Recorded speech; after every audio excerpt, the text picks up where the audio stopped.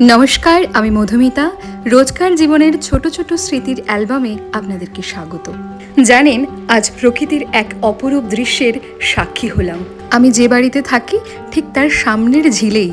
প্রথমে আমি ভেবেছিলাম পাখিটি বোধহয় পানকৌড়ি, তারপর একটু ভালো করে দেখলাম এবং একটু গুগল সার্চ করেও যে এটি পানকৌড়ি নয়, পাখিটিকে পাতি জলমুরগি এই নামে ডাকা হয়। প্রথমে ভাবলাম পাখিটি একা আছে, তারপর দেখলাম না, ওর সাথে ওর ছোট্ট ছানাটিও আছে। ওকে দেখতে এত ভালো লাগছে কি বলবো। ও ওর ছোট্ট ছোট্ট পা দিয়ে সাঁতার কেটে কেটে ওর মায়ের সাথে সাথে যাচ্ছে। ওর মা মাঝে মাঝে কিছু খাবার সংগ্রহ করছে এবং ওকে খাইয়েও দিচ্ছে। সেই দৃশ্যের সাক্ষীও হলাম। সত্যি, মা আর তার সন্তানের সম্পর্ক বোধহয় পৃথিবীর সব প্রাণীকুলের মধ্যেই একই রকম। কি সুন্দর দেখুন। আর হ্যাঁ, এই জলমুরগিটি রেলিডি পরিবারের অন্তর্ভুক্ত একটি প্রজাতি।